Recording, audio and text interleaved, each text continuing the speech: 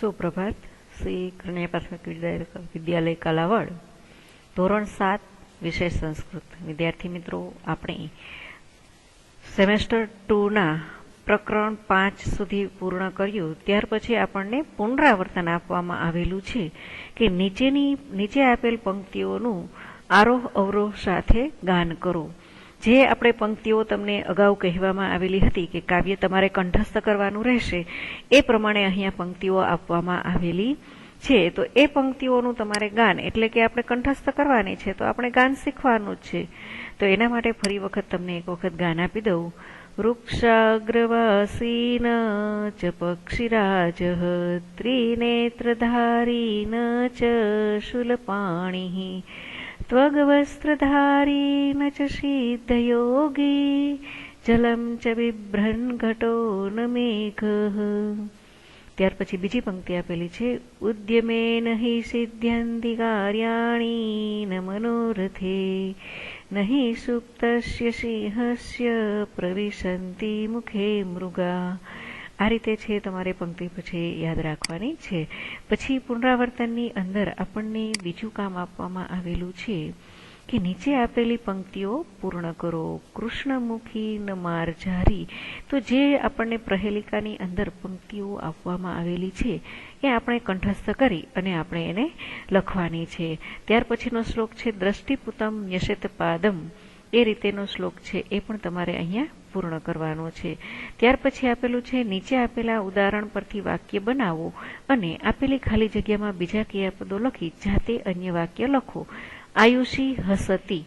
તો એ પ્રમાણે છે આપણે દરેક લોકોના નામ લઈ અને વાક્ય છે એ બનાવવાનું છે. અહીંથી આયુષી લઈ અને પીબતી પણ કહી શકાય.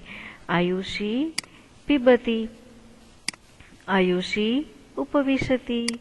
આ રીતે વાક્ય છે બનાવવાના છે. આયુષી પઠતી, આયુષી ખેદતી, ખાદતી. એ જ પ્રમાણે તમે અહીંયા ખેલતી પણ લખી શકો છો અને પશ્યતી પણ લખી શકો છો. આવા નવા વાક્યો છે તમારે જાતે બનાવવાના છે. દરેક કાર્ય છે એ કરવા માટે થઈ અને અહીંયા ક્રિયાપદો કેવા હોય છે એ સૂચવવામાં આવેલું છે. તો એ તમારા માટે ખૂબ જ સહેલું છે વિદ્યાર્થી મિત્રો. ત્યાર પછી આપેલું છે નીચે આપેલા ફકરાનું આદર્શ વાચન કરો. સુરેશ વદતી સુપ્રભાતમ.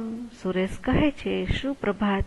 મહેશ વદતી નમસ્તે શ્રીમન સ્વાગતમ આગચ્છતુ ઉપવિશતુ. મહેશ છે કહે છે નમસ્તે શ્રીમાન સ્વાગતમ એટલે કે તમારું સ્વાગત છે. આગચ્છતુ આવો, ઉપવિશતુ બેસો. આ રીતે અહીંયા આપવામાં આવેલું છે. સુરેશ વદતી ધન્યવાદ. સુરેશ કહે છે આભાર. મહેશ વદતી સર્વ કુશલમ વા. મહેશ કહે છે કે બધા મજામાં કે. સુરેશ વદતી આમ કુશલમ. ભવાન કિમ કરોતી. સુરેશ કહે છે હા મજામાં છે, આપ શું કરો છો?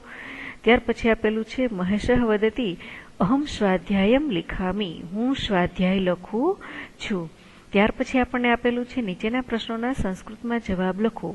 કહ નિર્જીવ બહુભાષક અસ્તિ. એવું આપેલું છે. કહ નિર્જીવ બહુભાષક અસ્તિ. તો અહીંયા આપણે પાદરક્ષ આવશે. પાદરક્ષા નિર્જીવ બહુભાષક અસ્તિ. કા અમુખી શબ્દમ કુરુતે એટલે કે કોણ મુખ વગરની હોવા છતાં અવાજ કરે છે, શબ્દ લખે છે. તો લેખની અમુખી શબ્દમ કુરુતી. કારણ કે અહીંયા સ્ત્રીલિંગમાં પ્રશ્ન પૂછાયેલો છે. ભોજનમ રુચિકરમ અસ્તિ એતત વાક્યમ કહ વદતી. ભોજનમ રુચિકરમ અસ્તિ એતત વાક્ય સુરેશમ વદતી. ચાયમ કોફી વા એતત વાક્યમ કહ વદતી. ચાયમ કોફી વા એતત વાક્ય સુજાતા વદતી. આ રીતે છે લખવાનું છે. પૃથિવ્યા કતિ રત્નાની સંતિ. પૃથ્વીના કેટલા રત્નો છે? તો પૃથિવ્યા ત્રીણી રત્નાની સંતિ. કાર્યાણી કેન સિદ્ધ્યંતિ. કાર્યાણી ઉદ્યમેન સિદ્ધ્યંતિ. પૂર્વ દિશાયામ કહ રક્ષતી. પૂર્વ દિશાયામ મહાકાલી રક્ષતી. દક્ષિણ ધામની કહ રક્ષતી. તો દક્ષિણ ધામે કોણ રક્ષણ કરે છે? તો કે ત્રંબકેશ્વર, જે મહાદેવનું નામ આપવામાં આવેલું છે, એ ત્યાં રક્ષા કરી રહે છે. આ રીતે પ્રશ્નના જવાબ છે લખવાના રહેશે. ત્યાર પછી આપણને પ્રશ્ન નંબર 6માં આપવામાં આવેલું છે તમારે અગાઉના એકમોના આધારે તમારે નીચેના વિધાનો સાચા છે કે ખોટા તે લખો. કસ્તુરી સિંહાત જાયતે, તો વિધાન ખોટું છે. કસ્તુરી મૃગાત જાયતે. ત્યાર પછી આપેલું છે ભોજને મોદકમ અસ્તિ, ભોજનમાં લાડુ છે, તો વિધાન છે એ સાચું છે. મનોરથે કાર્યાણી સિદ્ધ્યંતી, તો વિધાન ખોટું છે. ઉદ્યમેન કાર્યાણી સિદ્ધ્યંતી. સુપ્તસ્ય સિંહસ્ય મુખે મૃગા પ્રવિશંતી, સુતેલા સિંહના મુખમાં મૃગલાઓ પ્રવેશતા નથી, તો મુખે મૃગા ન પ્રવિશંતી એટલે આ પણ વિધાન ખોટું છે. પૂર્વ દિશાયામ રક્ષતી અંબા, એ વિધાન પણ સાચું છે. પૂર્વ દિશામાં અંબા માતા રક્ષણ કરે છે.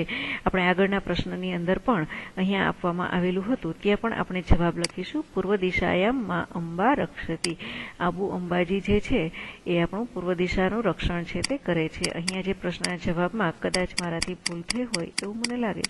પૂર્વ દિશાયા ક રક્ષતી, પૂર્વ દિશાયા અમા અંબા રક્ષતી, આ રીતે જવાબ છે તે લખવાના રહેશે. હવે વિદ્યાર્થી મિત્રો આપણે નેક્સ્ટ પ્રશ્નનો જવાબ છે.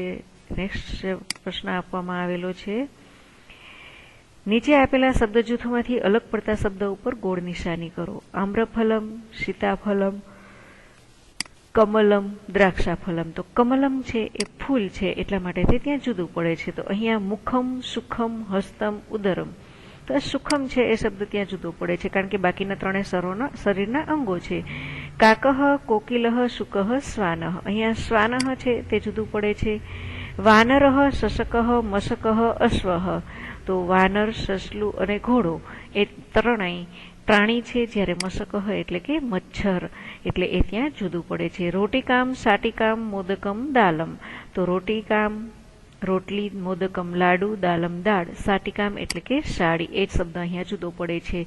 પુસ્તકમ, દૂરભાષમ, સંગણકમ, દૂરદર્શનમ, તો પુસ્તકમ, દૂરભાષમ એટલે દૂરભાષમ છે અહીંયા જુદું પડશે કારણ કે દૂરભાષ છે આપણું ટેલિવિઝન છે, ફોન છે, સોરી, એટલા માટે થઈને દૂરભાષ છે અહીંયા જુદું પડશે. બાકી ત્રણે ત્રણ જે છે એ આપણે પુસ્તકમ જુદું પડે છે.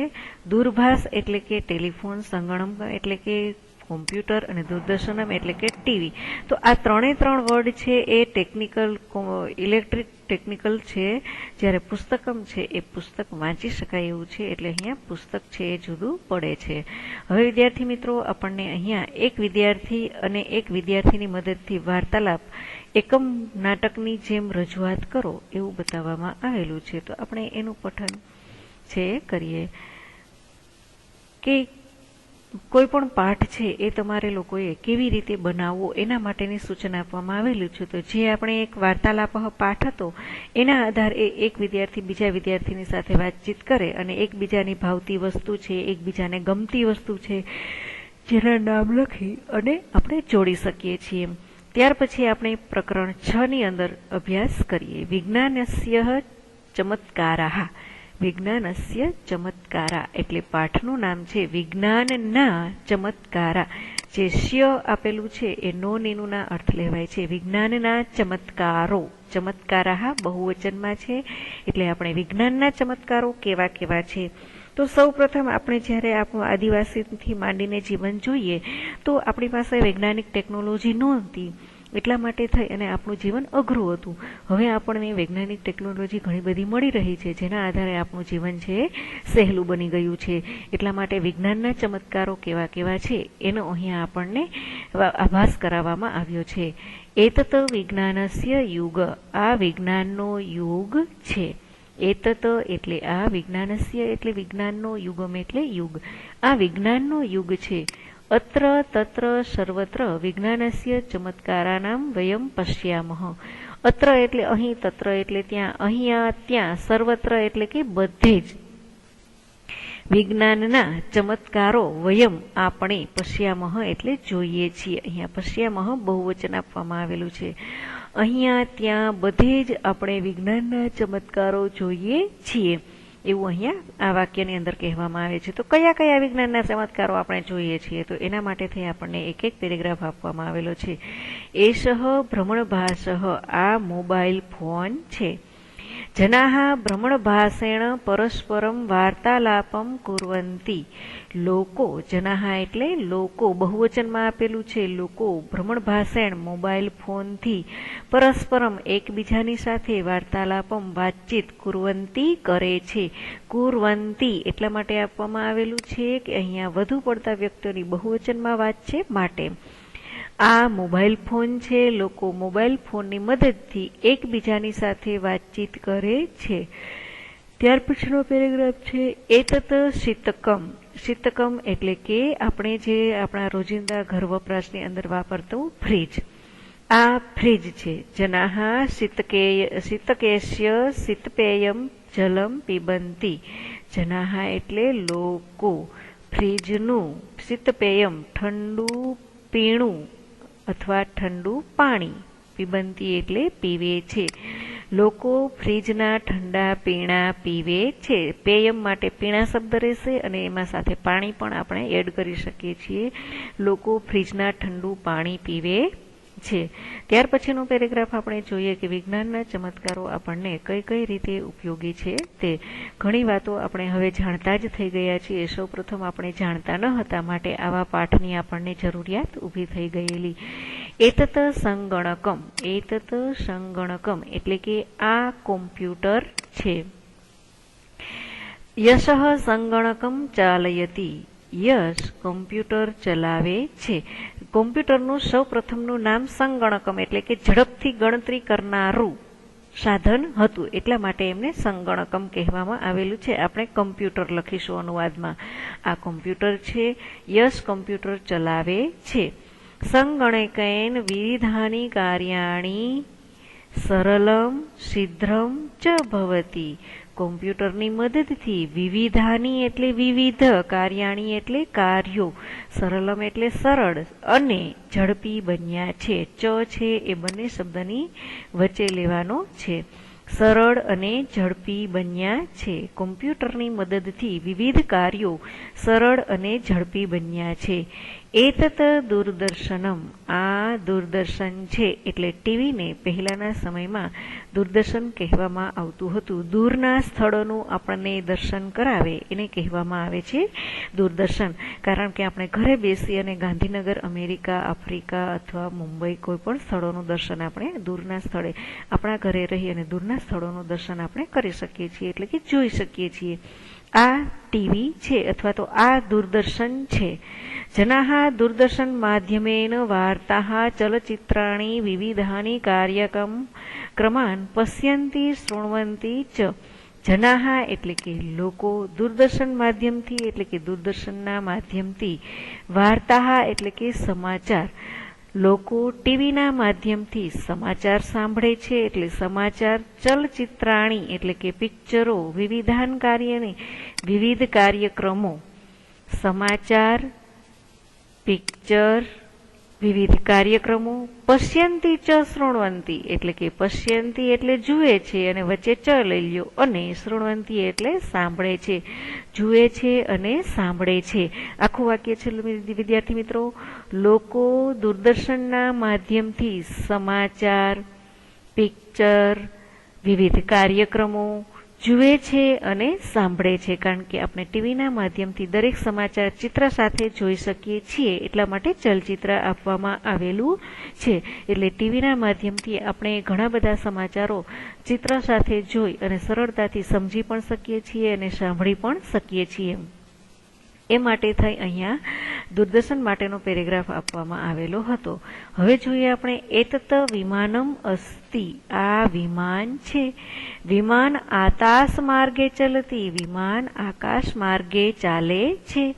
વિમાન યાત્રા રોમાંચમ દદાતી. વિમાન યાત્રા રોમાંચ આપે છે. કારણ કે આપણે જ્યારે વિમાનમાં પહેલી વખત બેસતા હોઈએ છીએ ત્યારે આપણને અદ્ભુત આનંદ છે એ થાય છે અને સાથે સાથે ડર પણ મનમાં હોય છે, એટલે આપણને રોમાંચ થાય છે. એટલે કે મનમાં અજીબ જ આનંદ હોય, આનંદ પણ હોય અને ડર પણ હોય, એને કહેવામાં આવે છે રોમાંચ. આપણે અહીંયા રોમાંચ જ શબ્દ લખશું અનુવાદની અંદર. આ વિમાન છે. વિમાન આકાશ માર્ગે ચાલે છે. વિમાન યાત્રા રોમાંચ આપે છે. દદાતી એટલે આપે છે. વિમાનેન દૂરસ્થાનસ્ય યાત્રા શીઘ્રમ પૂર્ણામ ભવતી. વિમાનની મદદથી દૂરના સ્થળોની યાત્રા ઝડપથી પૂર્ણ થાય છે. એટલે આપણે પ્લેનની અંદર, વિમાનની અંદર જઈએ તો કોઈ પણ સ્થળે ઝડપથી પહોંચી શકીએ છીએ. એટલે આપણા મુસાફરી છે એ ઝડપથી પૂર્ણ થાય છે. વિમાનની મદદથી અથવા તો વિમાનથી દૂરના સ્થળોની યાત્રા ઝડપથી પૂર્ણ થાય છે. આટલો અનુવાદમાં લખવાનું છે. ફરી વખત સાંભળી લ્યો. આ વિમાન છે. વિમાન આકાશ માર્ગે ચાલે છે. વિમાનની યાત્રા રોમાંચ આપે છે. વિમાનથી દૂરના સ્થળોની યાત્રા ઝડપથી પૂર્ણ થાય છે. એ અહીંયા આપણે વિમાન માટેની ટેકનોલોજી સમજ્યા. ત્યાર પછી છે આપણને પંખાનું ચિત્ર બતાવવામાં આવેલું છે, જેને કહેવામાં આવે છે યેતત વ્યજનમ. વ્યજનમ એટલે પંખો. વિદ્યાર્થી મિત્રો, અહીંયા બે શબ્દો સાથે સમજી લેજો. વ્યજનમ એટલે પંખો અને વ્યંજનમ એટલે કે શાક થાય છે, જે આપણે આપણા ખોરાકમાં લઈએ છીએ તે. વ્યજનમ ભ્રમણમ કરોતી. પંખો ભ્રમણ કરે છે અથવા તો પંખો ફરે છે. વ્યજનમ તાપમ હરતી. પંખો તાપને એટલે કે ગરમીને હરી લે છે અથવા તો ગરમીને છીનવી લે છે. તો પંખા નીચે બેસવાથી આપણી ગરમી છે એ નષ્ટ થઈ જાય છે, એટલા માટે પંખો ગરમીને હરી લે છે. આપણે એ રીતે લેશું. આ પંખો છે. પંખો ભ્રમણ કરે છે અથવા તો પંખો ફરે છે.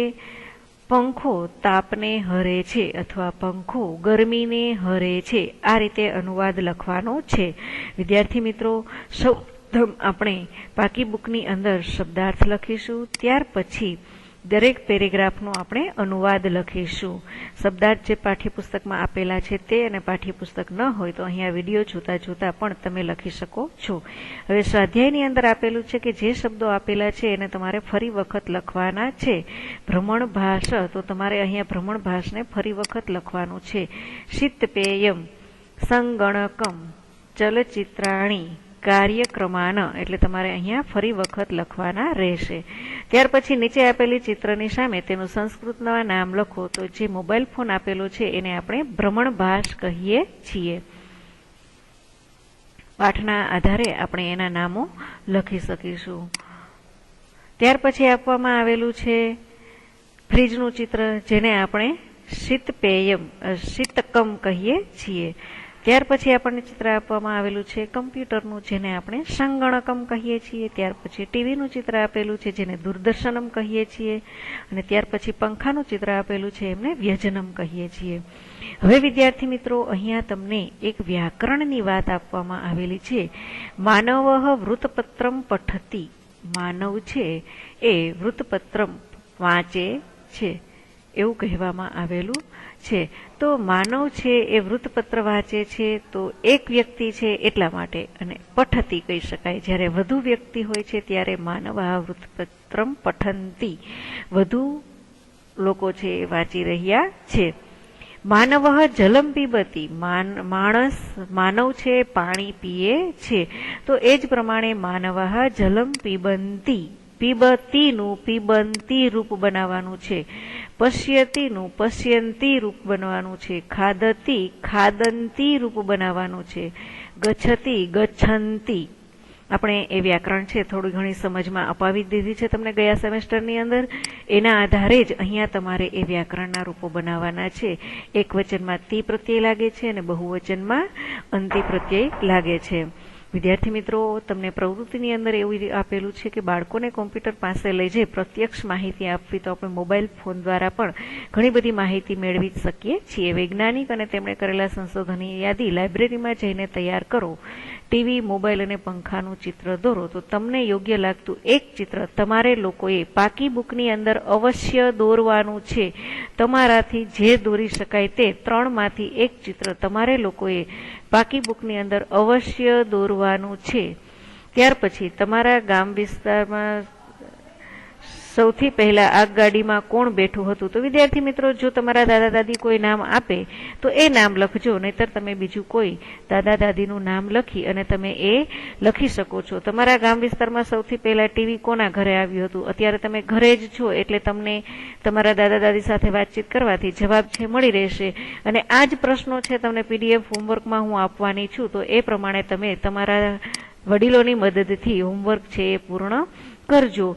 આ રીતે તમારો અહીંયા પ્રકરણ 6 છે, યુનિટ 6 છે તે પૂર્ણ થાય છે. અને વિદ્યાર્થી મિત્રો, તમારે લોકોએ પાકી બુકની અંદર હોમવર્ક પૂર્ણ કરતા જ રહેવાનું છે. આભાર.